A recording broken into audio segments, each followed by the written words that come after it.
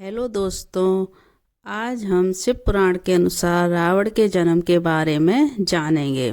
शिव पुराण के अनुसार जब श्री राम अयोध्या में राज्य करने लगे थे तब एक दिन सारे ऋषि और मुनि राम जी के दर्शन करने के लिए अयोध्या आए। श्री रामचंद्र जी ने उन सभी का उठकर सत्कार किया और वार्तालाप करते हुए अगस्त्य मुनि कहने लगे, आपने युद्ध में रावण का संहार किया तब वह कोई बड़ी बात नहीं है, परंतु द्वंद्व युद्ध में लक्ष्मण के द्वारा इंद्रजीत का वध सबसे अधिक आश्चर्यजनक बात है। यह मायावी राक्षस युद्ध में सभी प्राणियों के लिए अवध थे। उनकी बात सुनकर रामचंद्र जी को बहुत आश्चर्य हुआ। वे बोले, मुनिवर, रावण और कुंभकर्ण भी महापराक्रमी थे, फिर आप केवल इंद्रजीत और मेघनाद की इतनी प्रशंसा क्यों करते हैं? इस पर अगस्त्य मुनि बोले, इस प्रश्न का उत्तर देने से पहले मैं तुम्हें रावण के जन्म की एक कहानी सुनाता हूँ। वर प्राप्ति आदि का विवरण सुनाता हूँ। ब्रह्मा जी के पुलस्त्य नामक पुत्र हुए थे, जो उन्हीं के समान तेजस्वी और गुणवान थे। एक बार वे महागिरी पर तपस्या करने गए। वह स्थान अत्यंत रमणीक था, इसलिए ऋषियों, नागों, राज ऋषियों आदि की कन्याएं वहाँ क्रीड़ा करने आ जाती थीं। इससे उनकी तपस्या में विघ्न पड़ता था। उन्होंने वहाँ आने से मना किया, तब वे नहीं माने तो उन्होंने श्राप दे दिया कि कल से जो लड़की यहाँ मुझे दिखाई देगी वह गर्भवती हो जाएगी।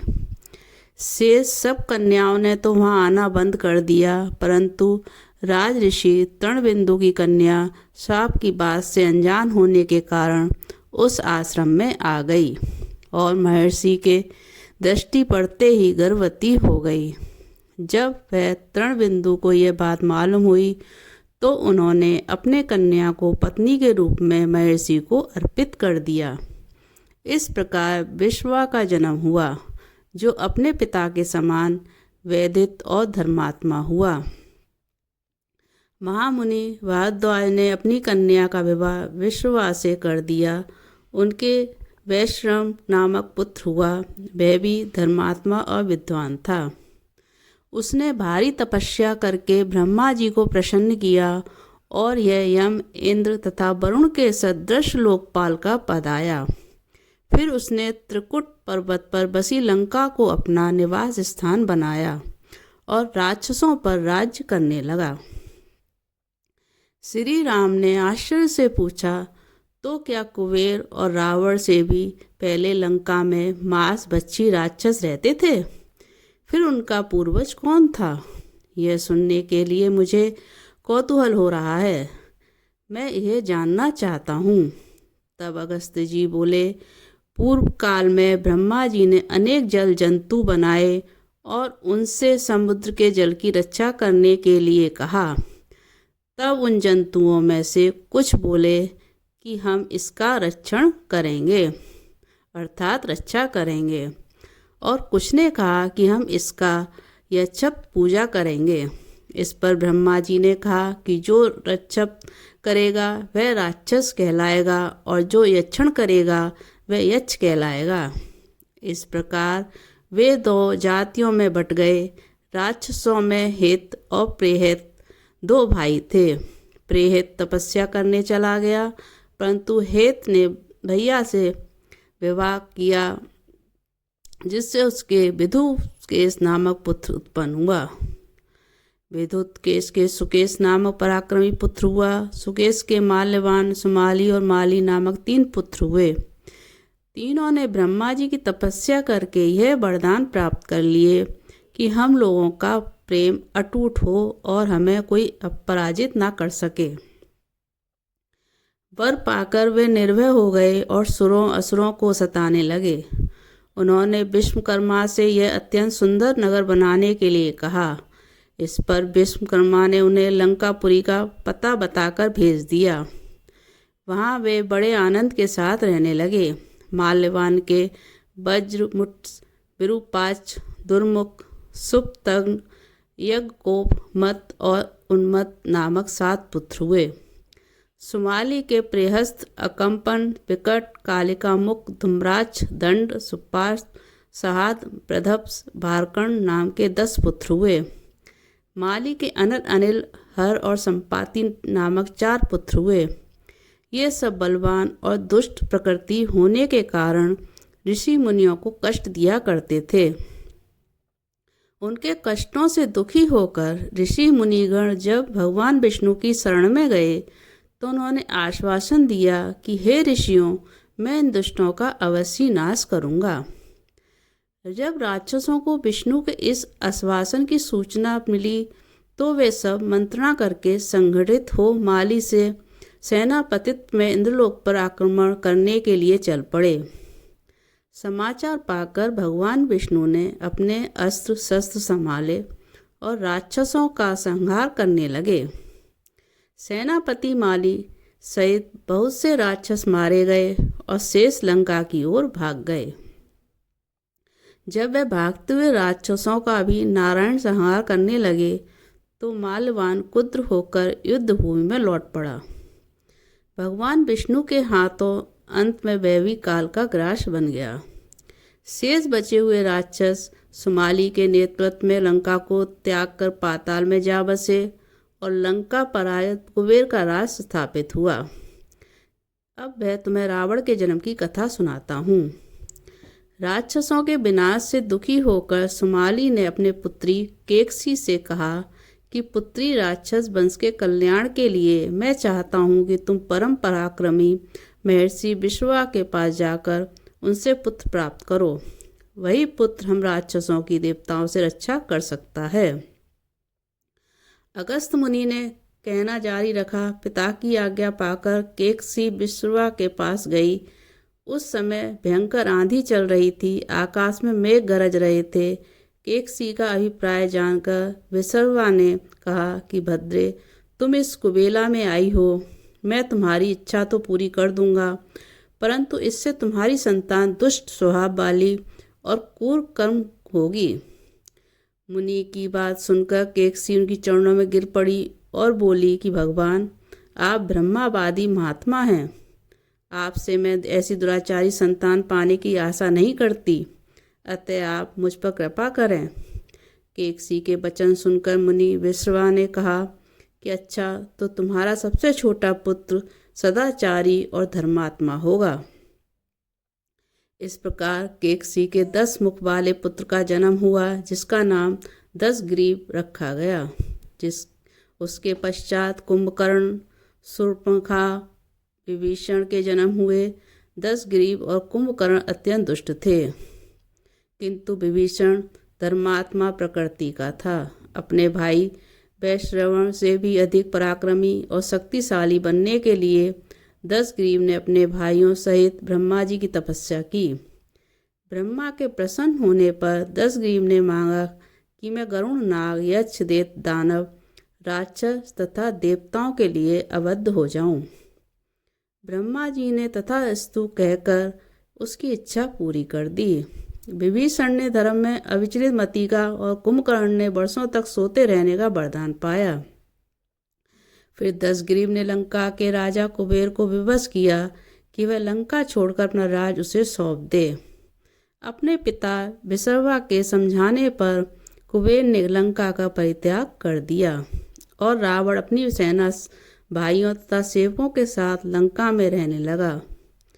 लंका में जम जाने के बाद अपने बहन शूर्पणखा का विवाह कालका के पुत्र दानवराज विदुभिया के साथ कर दिया।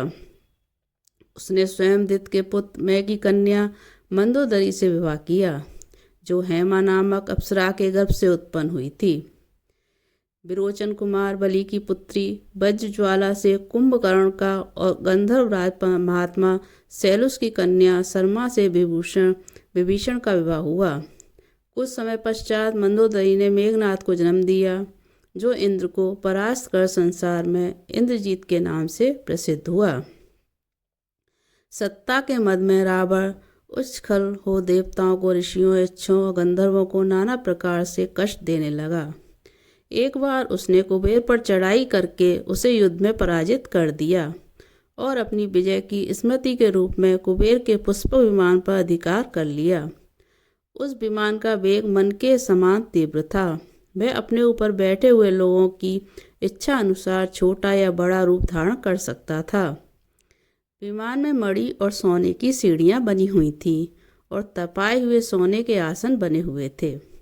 उस विमान पर बैठकर जब वह श्रवण नाम से प्रसिद्ध सरकंडों से विशाल पर्वत से होकर जा रहा था तो भगवान शंकर के पास नंदीश्वर ने उसे रोकते हुए कहा कि 10 ग्रीव इस वन में स्थित पर्वत पर भगवान शंकर क्रीड़ा करते हैं, इसलिए यहाँ सभी सुर असुर यक्ष आदि का आना निषिद्ध कर दिया गया है।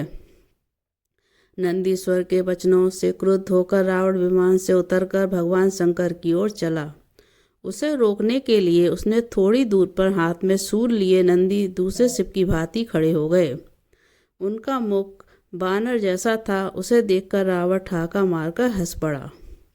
इससे कुपित हो नंदी बोले, दशानन, तुमने मेरे बानर रूप की अवहेलना की है, इसलिए तुम्हारे कुल का नाश करने के लिए मेरे ही समान पराक्रमी रूप और तेज से संपन्न बानर उत्पन्न होंगे। रावण यह सुनकर तनिक भी ध्यान नहीं दिया और बोला कि जिस पर्वत ने मेरे विमान की यात्रा में बाधा डाली है, आज मैं उसी को उखाड़ फेंकूंगा। यह कहकर उसने पर्वत के निचले भाग में हाथ डालकर उसे उठाने का प्रयत्न किया। जब पर्वत हिलने लगा तो भगवान शंकर ने उस पर्वत को अपने पैर के अंगूठे से दबा दिया। इससे रावण का हाथ बुरी तरह से दब गया और वे पीड़ा से चिल्लाने लगे। जब वह किसी प्रकार से हाथ ना निकला तो रोते रोते भगवान शंकर की स्तुति और क्षमा प्रार्थना करने लगे। इस पर भगवान शंकर ने उसे क्षमा कर दिया और उसके प्रार्थना करने पर उसे एक चंद्रहास नामक खड्ग भी दे दिया। अगस्त मुनि ने आगे कहा, एक दिन हिमाचल प्रदेश में भ्रमण करते हुए रावण ने अमित तेजस्वी ब्रह्मा जी कुशध्वज की कन्या वेदवती को तपस्या करते देखा। उससे देखकर मन मुग्ध हो गए और उसके पास आकर उसका परिचय तथा अविवाहित रहने का कारण पूछा। वेदवती ने अपने परिचय देने के पश्चात बताया कि मेरे पिता विष्णु से मेरा विवाह करना चाहते थे।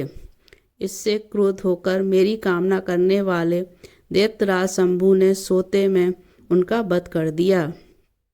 उनके मरने पर मेरी माता भी दुखी होकर चिंता में प्रविष्ट हो गईं। तब से मैं अपने पिता की इच्छा पूरी करने के लिए भगवान विष्णु की तपस्या कर रही हूँ। उन्हीं को मैंने अपने पति के रूप में मान लिया है। पहले रावण ने वेदवती को बातों में फुसलाना चाहा, फिर उसने जबरदस्ती करने के लिए उसके केस पकड़ लिए। वेदवती ने एक ही झटके में पकड़े हुए केस काट डाले। फिर यह कहती हुई अग्नि में प्रविष्ट हो गई कि दुष्ट, तूने मेरा अपमान किया है। इस समय तो मैं यह शरीर त्याग रही हूँ, परंतु तेरा विनाश करने के लिए फिर जन्म लूँगी। अगले जन्म में मैं अयोनिजा कन्या के रूप में जन्म लेकर किसी धर्मात्मा की पुत्री बनूंगी। अगले जन्म में यह कन्या कमल के रूप में उत्पन्न हुई। उस सुंदर कांति वाली कमल कन्या को एक दिन रावण अपने महलों में ले गया। उसे देखकर ज्योतिषियों ने कहा कि राजन, यदि ये कमल कन्या आपके घर में रही तो आपके और आपके कुल के विनाश का कारण बनेगी। यह सुनकर रावण ने उसे समुद्र में फेंक दिया। वहाँ से वह भूमि को प्राप्त होकर राजा जनक के यज्ञ मंडप के मध्यवर्ती भूभाग में जा पहुँची। वहाँ राजा द्वारा हल से जोती जाने वाली भूमि से वह कन्या फिर प्राप्त हुई। वही वेदवती सीता के रूप में आपकी पत्नी बनी और आप स्वयं सनातन विष्णु हैं। इस प्रकार आपके महान शत्रु रावण को वेदवती ने पहले ही अपने श्राप से मार डाला था। आप तो उसे मारने में केवल निमित्त मात्र थे। अनेक राजा महाराजाओं को पराजित करता हुआ 10 ग्रीव इक्ष्वाकु वंश के राजा अनर्ण के पास पहुंचा तो अयोध्या पर राज करते थे। उसने उन्हें भी द्वंद्व युद्ध करने अथवा पराजय स्वीकार करने के लिए ललकारा। दोनों में भीषण युद्ध हुआ, किंतु ब्रह्मा जी के वरदान के कारण रावण उनसे पराजित न हो सका। जब अनर्ण का शरीर पूरी तरह से छत विक्षत हो गया तो रावण इक्ष्वाकु वंश का अपमान और उपहास करने लगा। इससे कुपित होकर अनरण ने उसे श्राप दिया कि तूने अपने व्यंग्यपूर्ण शब्दों से इक्ष्वाकु वंश का अपमान किया है, इसलिए मैं तुझे श्राप देता हूँ कि महात्मा इक्ष्वाकु के इसी वंश में दशरथ नंदन राम का जन्म होगा, जो तेरा वध करेंगे। ये कहकर राजा स्वर्ग से धार गए। रावण की उन्नतता में कमी नहीं आई। राक्षस या मनुष्य जिसको भी ये वह शक्तिशाली पता चलता, उसी के साथ जाकर युद्ध करने लगता। एक बार उसने सुना किष्किंधापुरी राजा का बलि बड़ा बलवान और पराक्रमी है, तो वह उसके पास युद्ध करने के लिए जा पहुंचा। बलि की पत्नी तारा, तारा के पिता सुषेण, युवराज अंगद और उसके भाई सुग्रीव ने उसे समझाया कि इस समय बाली नगर से बाहर संध्या उपासना के लिए गए हुए हैं। वे ही आपसे युद्ध कर सकते हैं और कोई वानर इतना पराक्रमी नहीं है जो आपके साथ युद्ध कर सके, इसलिए आप थोड़ी देर उनकी प्रतीक्षा करें। फिर सुग्रीव ने कहा कि राक्षस राज, सामने जो शंख जैसे हड्डियों के ढेर लगे हैं, वे बलि के साथ युद्ध की इच्छा से आए आप जैसे वीरों के ही हैं। बाली ने इन सब का अंत किया है। यदि आप अमृत पीकर आए होंगे तो भी जिस क्षण बाली से टक्कर लेंगे, वह क्षण आपके जीवन का अंतिम क्षण होगा। यानी आपको मरने की बहुत जल्दी हो तो आप दक्षिण सागर के तट पर चले जाइए, वहीं आपको बाली के दर्शन हो जाएंगे। सुग्रीव के वचन सुनकर रावण विमान पर सवार हो तत्काल दक्षिण सागर में उस स्थान पर जा पहुंचा जहां बाली संध्या कर रहा था। उसने सोचा कि मैं चुपचाप बाली पर आक्रमण कर दूंगा। बाली ने रावण को आते देख लिया, परंतु वह तनिक भी विचलित नहीं हुआ और वैदिक मंत्रों का उच्चारण करता रहा। जो ही उसे पकड़ने के लिए रावण ने पीछे से हाथ बढ़ाया, सतर्क बाली ने उसे पकड़कर अपनी काख में दबा लिया और आकाश में उड़ चला। रावण बार बार बाली को अपनी नखों से कचोटता रहा, किंतु बाली ने उसकी कोई चिंता नहीं की। जब उसे छुड़ाने के लिए रावण के मंत्री और अनुचर उनके पीछे शोर मचाते हुए दौड़े, परंतु वे बाली के पास तक ना पहुंच सके। इस प्रकार बाली रावण को लेकर पश्चिम सागर के तट पर पहुंचा। वहां उसने संध्या उपासना पूरी की। फिर वह दशान के लिए किष्किंधापुरी लौटा। अपने उपवन में एक आसन पर बैठकर उसने रावण को अपनी काख से निकालकर पूछा कि अब कहिए, आपको क्या काम है और किस लिए आए हैं। रावण ने उत्तर दिया कि मैं लंका का राजा रावण हूँ, आपके साथ युद्ध करने के लिए आया था। वह युद्ध मुझे मिल गया। मैंने आपका अद्भुत बल देख लिया। अब मैं अग्नि की साक्षी देकर आपसे मित्रता करना चाहता हूँ। फिर दोनों ने अग्नि की साक्षी देकर एक दूसरे से मित्रता की। ये रावण के जन्म का सार था। जय शिव शंकर भोलेनाथ।